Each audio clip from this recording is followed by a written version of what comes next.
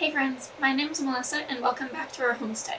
Today we are filling the freeze dryer with rice, fire cider discard, and chicken pot pie filling. So I've already got the fire cider discard and the chicken pot pie filling in my freezer ready to go, but last night I prepped a big pot of rice in the Instant Pot that we need to put on these 3 trays to be able to fill my freeze dryer to make its use most worthwhile. So as I said, I cooked it last night and then I let it cool in the fridge overnight because what you put in the freeze dryer you do not want to be warm. You actually want it to be frozen, but I'm not going to do that with the rice today. I really like freeze-dried rice for camping whenever you're in need for a really quick meal. I actually used to take it to work with me as well.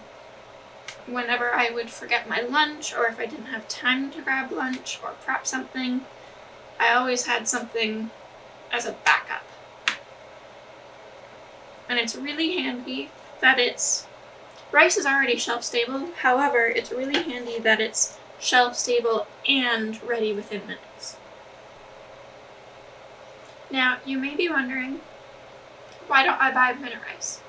It does the same thing, it's ready to go, it's shelf stable, and it's ready within minutes. Minute rice is actually dehydrated, not freeze-dried, and it loses a lot of the nutritional benefits that rice has. Now, there's not too many that rice has, which is why it's so high priority to keep them. Otherwise, you're just eating starch and you're not getting any healthy benefits to it. So I've got my freeze dryer on and it's doing its 15-minute startup process. You always need to wait to put the food in until it's cooled off a little bit and ready for food.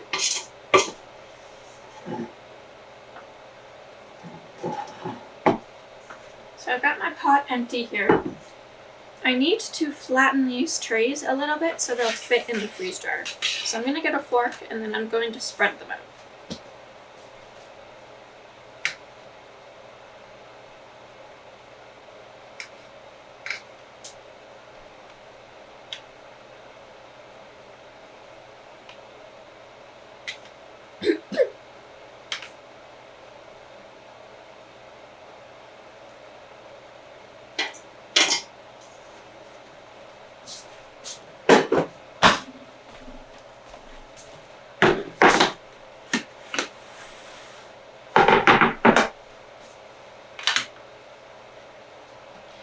So now that I have all of my rice flattened down on the freeze-dried trays, I went ahead and I got out the fire cider discard.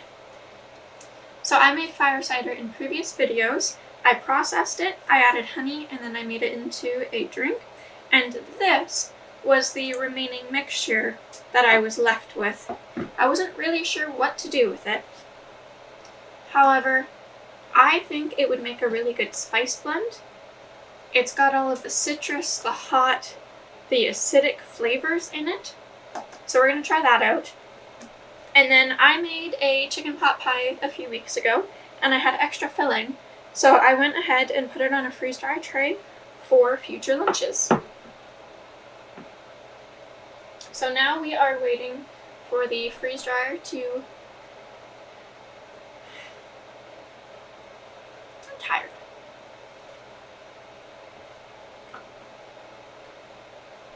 So now we are waiting for the freeze dryer to finish its startup 15 minutes, and then we will get these in the freeze dryer going.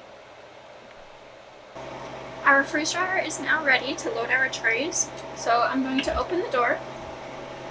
I'm going to slide tray 1 in there, and then I'm going to get the other 4 trays in.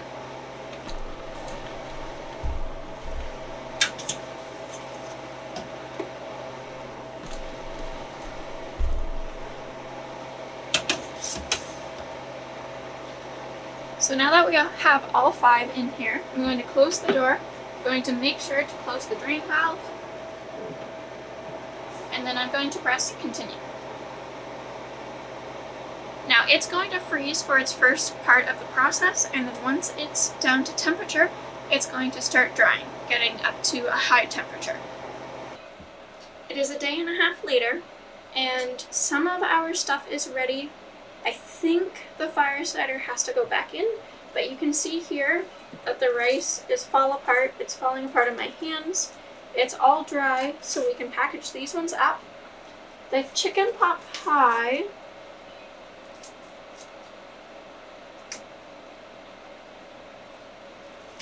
it seems like it's done.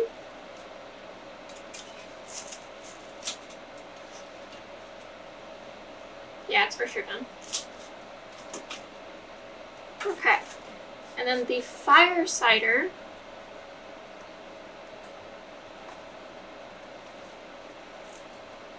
Okay, no, it's still cold here. It definitely has to go back in for longer. But what we can do is we'll package up the chicken pot pie and the rice together. I'll show you what the aftermath looks like of the fire cider once it's done, but we'll jar up these ones together to show you how. So I'll put this one back in the freeze dryer and get it continuing.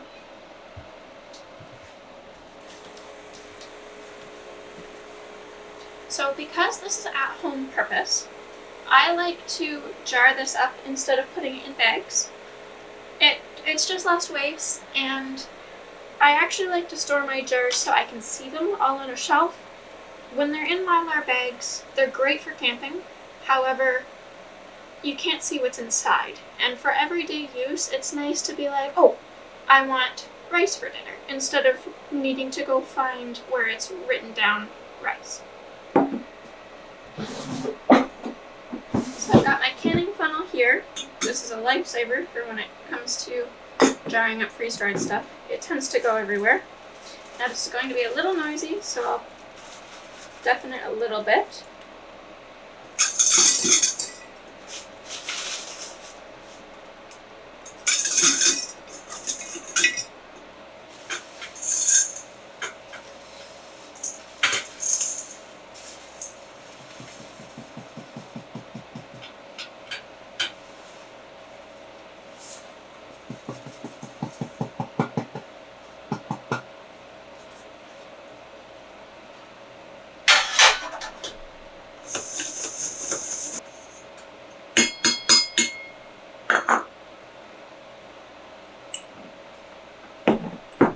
So these are our 2 rice jars. So we are going to get some lids on these.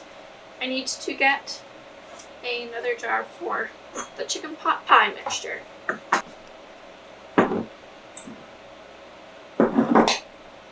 I've changed my mind, so I'm going to use Mylar bags for the chicken pot pie filling. That way it's very easy to take camping with us. We do like to go on hikes, bring our jet boils, stuff like that, and glass is very breakable, so bags are just easier for us.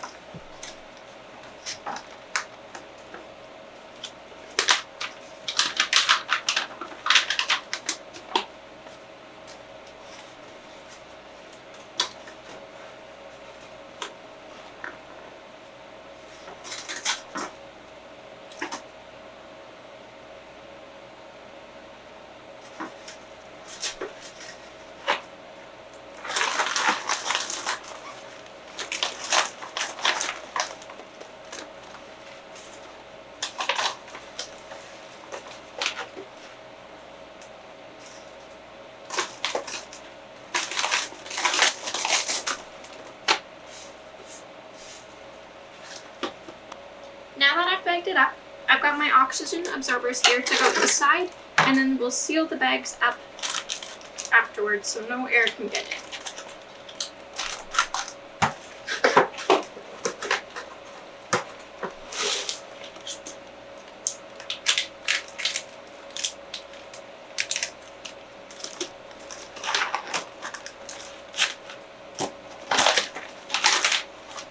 The extra oxygen absorbers, I'm going to vacuum seal into a jar, that way I can use them later.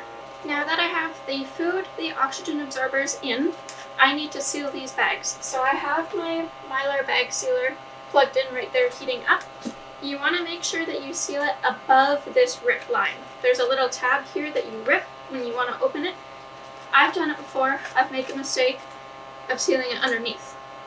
That doesn't work when you rip the seal open and it's still sealed underneath. So you always want to make sure you do the last little bit.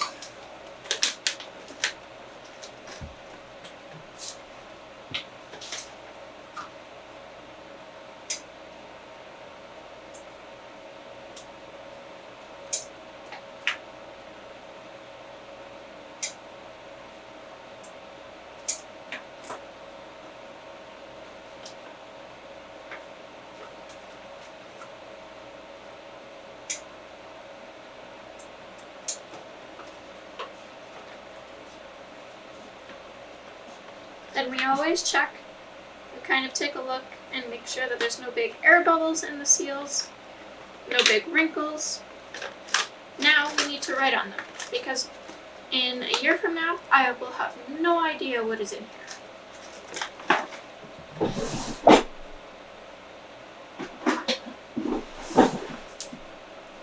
So, chicken pot pie, filling, and then the date. Now, because we go through rice so fast, it doesn't need to have an oxygen absorber. So all I use are these leak-proof lids from Ball. I put them on and then we use the rice as we want it. We rehydrate it in the microwave, typically. We usually just play by feel for the water amount. Start slow, start little always, or else you'll have a pool of cereal. So it is the next day, and our cider mixture is now done. You can see that it's dry, it's crumbly, and there's no cold spots in here. Everything is a nice even temperature, which is the indicator that it's dry. So now what I'm going to do, I don't intend on just eating this. We are going to put it in a blender and powder it up.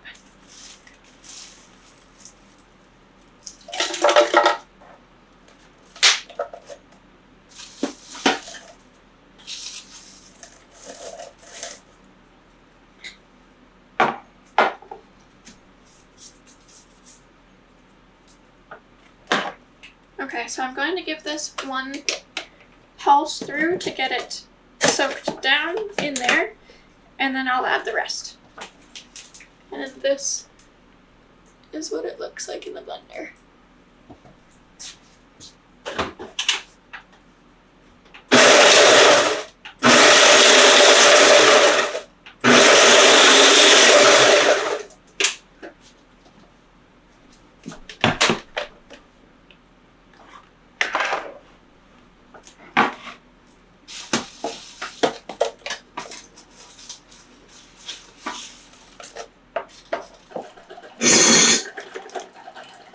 Whole tray made just about this much powder.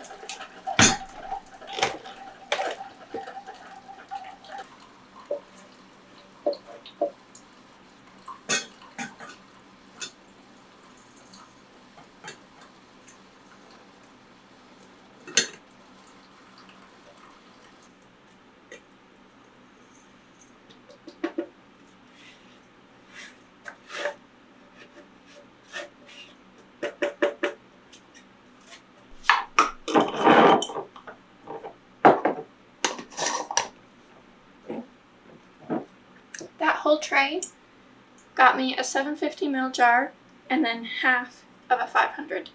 So this is going to last a very long time. I will keep you updated with what I plan to do with it, what I end up doing with it, and then the results. If you're enjoying this content, please like and subscribe and maybe comment down below your thoughts on this video and what I should be doing next. I will see you in the next one. Bye friends.